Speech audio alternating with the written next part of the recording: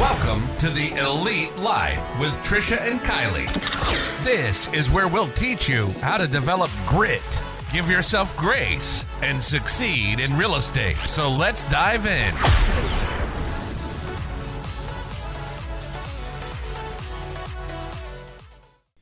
Hey there, all you fantastic listeners, and welcome back to another episode of the Elite Life Podcast. I'm Trisha, and with me is the incredible Kylee. I love that you call me incredible. Thank you for that. Oh, you're welcome. I appreciate that. Today's episode is going to be about love. Yay. It's not actually. Surprise the shit out of me. It is going to be an invigorating journey into the theme, Don't Fight Your Future. Oh, I love this so much. I'm very excited. We are here, friends, to pump up your spirits, break through the shackles of average, and ignite your fire. So I hope you're excited to level up your life today. I am.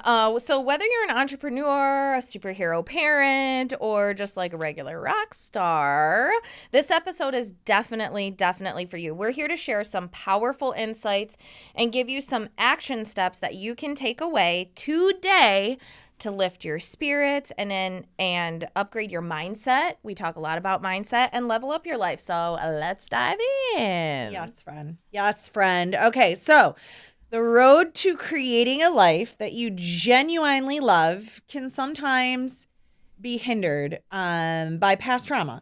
And, you know, we don't really get into a lot of like sad content on here. No, or ain't heavy content. Nobody wants that. But it's all there. Like we've all had some kind of personal sadness go on for sure. Yeah, absolutely. I think it's safe to say that nearly every single human on the planet Who has skin and who breathes. Yep. At one time or another, they've been touched by some sort of traumatic experience or interaction. And I think oftentimes it occurs in those adolescent or teen or early 20 years when your heart and your mind are really wide open. So it hits really hard. Like we all can admit that, like, you know, when we were younger, we were more open. We were more open-minded. We were more open-hearted. And then as you get hurt, you close. So those early formative years, they hit hard. And those experiences for some people are so awful and life-altering that you can literally spend the rest of your life revisiting them in your mind, in your dreams. You may even, and I was listening to a podcast and I didn't even realize like that we do this, but when I was listening, I was like, oh my gosh, we absolutely do. Like we recreate them on accident subconsciously because we're trying to like change the ending. Like, you know, you keep dating that bad boy because you think you're going to be able to save them, and you do it over and over and over again because subconsciously you're like, oh, this time it's going to work. This time it's going to be better. And it's kind of like when you just keep rereading a book, like you have a book and you want to get this chapter read, but you're sidetracked, right? And so you do this and then you reread it. And then you do this and then you reread it. It's like the same thing. You keep going back and you keep rereading the same paragraph over and over and over again. Yeah, absolutely. And, you know, trauma can for sure cast a shadow over your future, over your life. And it can make you feel stuck in a loop of victimhood. I mean, without getting into too much detail, I mean, like we've talked about before, you and I have gone through stuff in our lives that if we did want to play the victim for the rest of our lives, no one would blame us. We've been through very dark stuff, very heavy stuff, very hard stuff, very heartbreaking stuff, things that were scary, things that involved the law. Like there's so many things that happen and you just have to move through it. You have to. And I think that's one thing that like maybe, you know, one thing that helped me, if I could just throw this out here, like, you know, quickly is like counseling, like talking to someone, helping get through, get over whatever it was that has impacted you, that's keeping you. Like, for example, mine was, I'll share a little bit. Mine was a past relationship. My past relationship was absolutely horrifying, totally scary. So when I got with Ryan, I had just spent 10 years learning everything that I didn't want in a man. And then I met Ryan and he was the 180 opposite he was exactly what I was looking for. And when we got together, and we started lifing together, I was still operating at a place of waiting for the other shoe to drop, or operating in this mindset that Ryan's going to react to something the same way that my ex would, and then that would put me in a very, very stressful position. And he came to me one day and he was like, listen, we got to talk about this, because you keep reliving this even though we're past it, and I'm not him.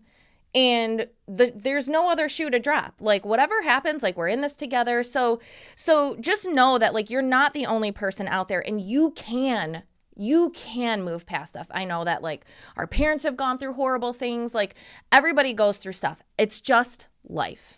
Yeah, and the podcast that I was listening to, one thing that really resonated with me was, you know, he kept talking about how we always look back, we always look back, we always look back. And he was talking about his childhood trauma. And he was like, you know, when I was a kid, XYZ happened to me. And for the rest of my life, I would do these talks. And I think that this happens too, right? Especially for people like us who have a podcast, or you're a public speaker, or you're an influencer, or whatever.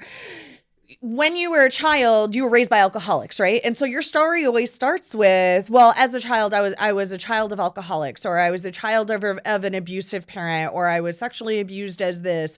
Like, you have this almost like this Preset. This trauma that you've built your story around. And instead of going, listen, when everybody has stuff that happened to them as a kid, everybody has some traumatic event that happened to them as a kid, and not invalidating what happened to you. What happened to you is also awful, right? It is valid. You are allowed to deal with that however you want. But if every single story for the next 100 years of your life starts with, well, I was a child of an alcoholic, so you're defining your entire future by what happened to you. You have to say, as a child, everybody has stuff that happened to me. I need to re-identify now as, guess what? I no longer need to identify as the beginning of my talk of, I'm a child of an alcoholic and I'm a child of an abusive household. Now it needs to be, I am a successful mother and entrepreneur. That is how my story starts now. I am a successful mother and entrepreneur. Yeah. It doesn't need to start with, I am a child of abuse and alcoholism. Yes, that happened to me. Yes, that was valid. But I at some point have to go, let that go and move on to my new story. This is what's happening now. This is the next chapter of my life. I had to go through that to become the person I am today, but I don't need to sit in that for the rest of my life. Absolutely. Yep. Absolutely. Same here. So first things first, we need to clear the air about identity. So just because you went through a traumatic event doesn't mean that, you know, being the victim becomes your lifetime role, like Trisha just said. You know, yes, you were a victim of something horrible or traumatic, but it doesn't have to define you. You don't have to carry that label forever. The thing is you are the one who decides when that name tag comes off and you put the new name tag on. It's like rewriting a script, right? You often hear about, you know, healing the inner child, which involves looking back, and you should do that. But, you know, that's not where the story ends. That's just part of the process of building. You have to step forward, friends. Your life can only get better and brighter if you continue moving forward. So when you read a book, it always gets better as you go on to the next chapter, right? Same with your life. Yeah. And you know what? We often can find ourselves caught in the same old patterns, like wondering why life keeps playing the same tune, right? But if you're constantly looking back, you're like missing out on the incredibleness that's unfolding in front of you. You can't see the new greatness in front of you if you are always looking backwards. Yeah, and I put a video out a little while ago. I just did a Facebook Live because something hit me. Like, if you're a person and you are walking anywhere, right? If you are constantly looking backward, number one, you're going to keep running into shit. Number two, that is going to inhibit your ability to progress like, if you're walking forward and looking backwards, yeah, you're going to get where you want to go eventually, but it'll be a much smoother ride and a much quicker arrival if you would just stop looking backward and start looking forwards. Yeah. And like I was saying earlier, like, you'll notice, right? Like, oh, a person say, I actually used to hear this all the time, and my mom talks about it too because she's part of AA, where people that, are alcoholics. So they always drink vodka, and they know they're an alcoholic. So they decide, oh, instead of drinking vodka, I'll switch to beer. then my life won't be so traumatic, right? Then I won't black out drunk. Then I won't make such horrible decisions. I'll just switch to the lighter stuff. Well, guess what? You're still an alcoholic, so you're just going to drink more beer, right? Yeah. Same with like abusive people. Like, oh, you often see that women, when they get in a relationship with somebody who's abusive, usually their next person is abusive, and usually their next person is abusive. And it may be different kinds of abuse. Maybe this guy was physically abusive, but this guy is mentally abusive. And maybe this guy isn't mentally abusive anymore, but this new guy is controlling. They keep trying to fix the ending of the first story, thinking it's going to be different, but it's not going to be different just because you haven't changed you and started saying, I'm not going to keep rewriting this same story. I'm ready for a new narrative. I'm ready for a new one. I'm not doing this anymore. It's not switching from vodka to beer. It's not switching from physically abusive to mentally abusive. This is toxic.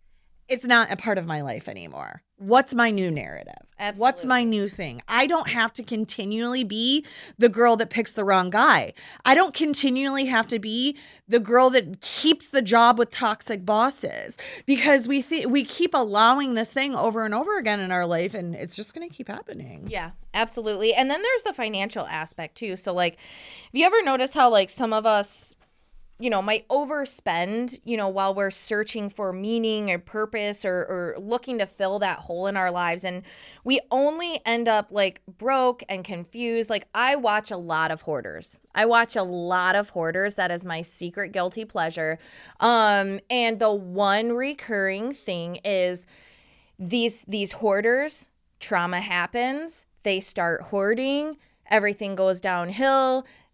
And so then they get overwhelmed. So then they just keep buying more stuff. And now they're broke. Next thing they know, their yearly expenses are 20, 30, 40 grand more than they can afford because they just continue to try and fill that hole rather than take a step back and say, okay, obviously this is not working. We need to do something different. And it's hard. It's so hard, especially when I think that the mental cage is often a lot more restrictive than like the physical case. Does that make sense? Absolutely. Does that make sense? Absolutely. Okay. Because it's like you have to reimagine your life to rewrite your narrative, right? You have to stop, like I said, stop saying like, we're going to close the book on constantly going backwards, and we're going to instead of like, oh, I'm going to constantly fix this. No, that is done. Like, it's done. It's over. You cannot rewrite How many times have the you past. told me that too? Yeah, you can't fix this broken person. You can't go back. No, you cannot go back. All you can do is forge ahead and decide, I'm going to create a life that I love, that's truly extraordinary and great. Like, you don't be defined by your past, be empowered by your future. Yeah, one thing I want to share totally off script here is and we've talked about this, and Trisha's constantly on me for my self-talk. And so going back again to when I was single mom, 2 kids, living with my mom and dad, God bless them. And my self-talk was, I'm a single mom. I meet Ryan, and I start telling him like I like you, I want to get married. Like, I know I'm a single mom. I've got these 2 kids, this and that and the other. He's like, you're not a single mom. You're a family starter pack. Oh, I love that. And then I was like, I love you. Let's get married and spend the whole rest of our lives together till we die. So it really, and that was a huge thing for me, because in my mind, I'm a single mom. I'm like this because I came from a physically emotional, like financially abusive relationship. And then 2, like a lot of us who come from those things, especially when we have kids out of those situations, we start to feel like garbage, like huge garbage, because it's like, man, now my kid only has one parent. Now my kid is missing out on, you know, a good dad that I should have picked. Like, I made these choices and my kids are suffering, or my family's dealing with the consequences and stuff like that. But again, you can't do anything about that. Take that name tag off. Take the victim name tag off. Take the single mom tag off. You are now a family starter pack. That's right. Your life can start over fresh and in a positive way. Absolutely. And I mean, that's another thing to remember. Like, I often go back to that phrase, like, who told you that? Like, I love that. Who told you that? Yeah. Who told you that being a single mom is a negative, bad thing? If you grew up and you were always only with one parent, that would be a very normal thing.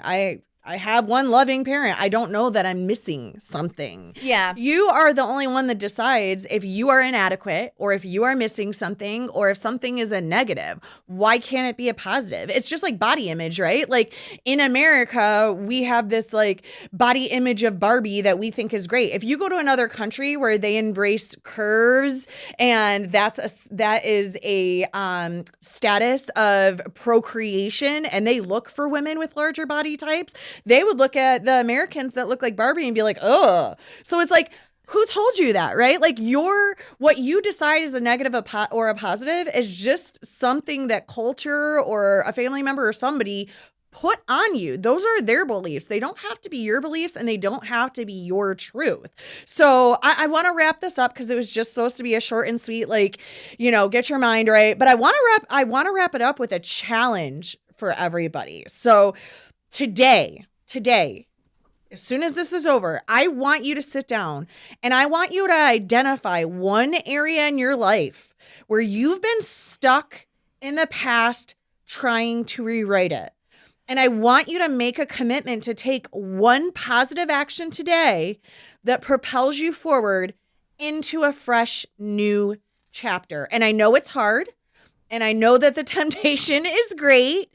And I know that being between where you're going and where you were, It's hard. It's excruciatingly difficult. It's painful it is sometimes. But don't stop. Don't quit. Do not go back. God is with you. God is for you. The universe is for you. Everybody wants you to win. And it's going to make a way. He will make a way. The universe will make a way. You will make a way. You can do this.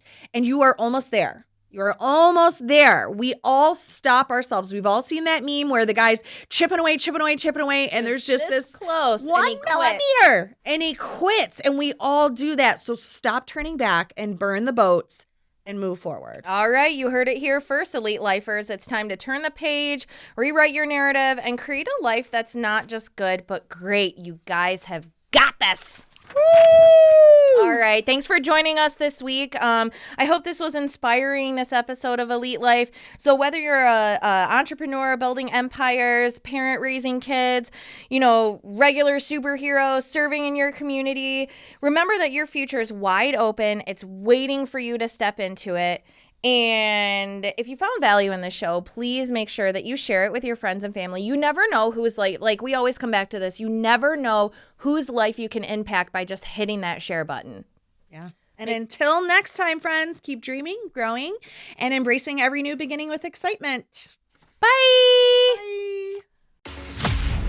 We thank you so much for joining us today on the Elite Life with Trish and Kylee. Be sure to share the episode with a friend so we can continue bringing you more great tips on grit, grace, and real estate. You can also connect with us on Instagram, Facebook. We hope the ideas we share continue to help you build an empire and leave a legacy.